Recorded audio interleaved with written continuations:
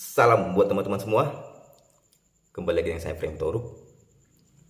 Johnny G. Plate ditetapkan oleh Kejaksaan Agung sebagai tersangka dalam kasus dugaan korupsi anggaran proyek BTS 4G sebesar 8 triliun rupiah. Johnny G. Plate ini merupakan menteri di kabinet Presiden Jokowi, yaitu Menteri Kominfo, dan merupakan sekaligus kader Partai Nasdem dan merupakan sekjen Partai Nasdem. Johnny G. Plate ini ditetapkan oleh Kejaksaan Agung sebagai tersangka setelah 3 kali diperiksa oleh Kejaksaan Agung. Dan akibat dari ditetapkannya Johnny G. Plate ini sebagai tersangka, maka banyak isu-isu yang mengatakan bahwasanya kasus Johnny G. Plate ini merupakan kasus politisasi hukum, pengaruh penguasa, dan penjagalan Anies Baswedan untuk dicalonkan Partai Nasdem sebagai calon presiden di tahun 2024. Ya kan? Ini saya melihat kasus dari Johnny G. Plate ini merupakan kasus hukum. Karena memang kerugian negara yang diduga Johnny G. Plate terlibat itu sangat mencolok, sangat besar, sebesar 8 triliun rupiah. Dari anggaran BTS 4G itu 11 triliun yang diduga dikorupsi sebesar 8 triliun lebih. Ini kan kasus besar. Mengapa banyak orang yang mengatakan bahwasanya kasus ini politisasi, pengaruh penguasa? Apabila memang Indonesia ingin bebas dari korupsi, maka harus didukung. Ini malah banyak yang mengatakan politisasi hukum dan lain-lainnya. Dan bukan cuma Johnny G. Plate ini sekjen Partai Nasdem yang berurusan dengan hukum. Di tahun 2015, Patricia Rio Capella merupakan sekjen Partai Nasdem dan merupakan koalisi dari Presiden Jokowi. Ditetapkan KPK sebagai tersangka, merupakan pemberian gratifikasi.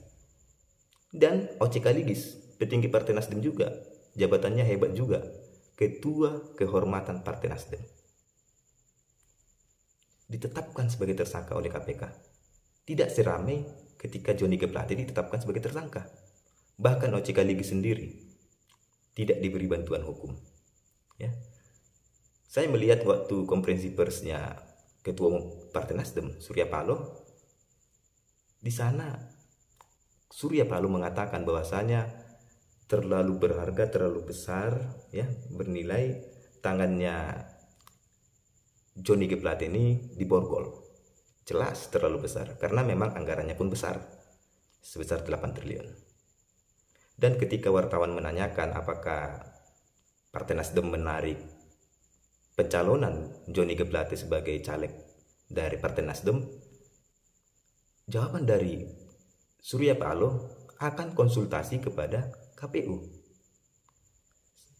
Ketika kita melihat bagaimana pidato-pidatonya Partai Nasdem, Ketua Umum Partai Nasdem ini begitu berapi-api, terlalu hebat, ya, seakan-akan beliau ini merupakan partai yang anti korupsi, tapi ketika kadernya tertangkap tidak tegas, tidak memberhentikan, ya, malah memberikan bantuan hukum katanya. Ini kan aneh. Ada apa dengan Partai Nasdem? Kabarnya Kejaksaan Agung akan menyelidiki juga apakah dana sebesar 8 triliun itu mengalir ke parpol juga. Atau jangan-jangan Johnny G. Plate ini juga memberi aliran dana sehingga banyak pihak, ya, menyalahkan penguasa, politisasi. Ada apa dengan Partai Nasdem? Apabila dikatakan ingin menjegal Anies Baswedan sebagai calon presiden, ini merupakan hal yang salah. Ya.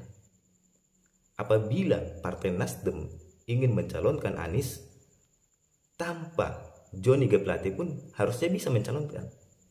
Tidak ada pengaruh, terkecuali Anies Baswedan ditetapkan sebagai tersangka baru, ataupun Ketua Umumnya Surya Paloh ditetapkan sebagai tersangka baru, ya kan, berpengaruh. Karena memang Nasdem adalah Surya Paloh adalah Nasdem. Apabila figurnya ditangkap, maka bisa berpengaruh lebih hebat lagi, kan itu. Ini sebenarnya Anies Baswedan dan Partai Nasdem ini saling terikat. Mengapa demikian? Ya, menurut pandangan saya ini Partai Nasdem ini sebenarnya, ya, Ketua Umum Partai Nasdem ini sebenarnya sudah tahu bahwasanya, ya, Johnny G. Plate ini akan ditetapkan sebagai tersangka. Karena apa? Memang Agustus di tahun 2022 kejaksaan sudah mulai menyelidiki, ya, dugaan korupsi dari proyek BTS 4G ini. Gak mungkin lah masa Johnny tidak melaporkan ke ketua umumnya bahwasanya kasus ini telah diusut, ya. Mungkin Johnny pada Agustus itu Johnny belum diperiksa ataupun belum diperiksa sebagai pihak yang pertama, ya. Tapi dari serentetan orang-orang di lapangan sudah diperiksa mungkin oleh Kejaksaan Agung, sehingga informasinya kan sampai ke Johnny. Johnny menyampaikan ke Surya Paloh, sehingga Surya Paloh tak mungkin tidak tahu, kan itu dia. Masa sih kementeriannya diperiksa oleh penegak hukum tidak tahu Johnny-nya, tidak dikasih tahu sama ketua umumnya? Karena memang kerugian negara ini gak mungkin untuk menguntungkan pribadi dari Johnny G. Plate. Pasti banyak pihak yang diuntungkan. Ya, dugaan mengalir dana ke parpol ini pun perlu dicermati lagi, diperiksa oleh Kejaksaan Agung, karena besar sekali dananya. Ya, saya melihat di sini jangan-jangan Partai Nasdem mencapreskan Anies Baswedan, capres dari partainya, untuk mengantisipasi apabila nantinya sekjennya ditetapkan sebagai tersangka, maka suara Nasdem tidak berkurang, tidak berpengaruh. Karena apa? Pemilih pendukung Anies Baswedan memilih partainya, ya. Sehingga dibuatlah isu-isu, ya, pendukung-pendukungnya isu-isu bahwasanya penetapan daripada sekjen Partai Nasdem ini, Johnny G. Plate ini, merupakan intervensi, ya. Nasdem dan Anies saling membutuhkan.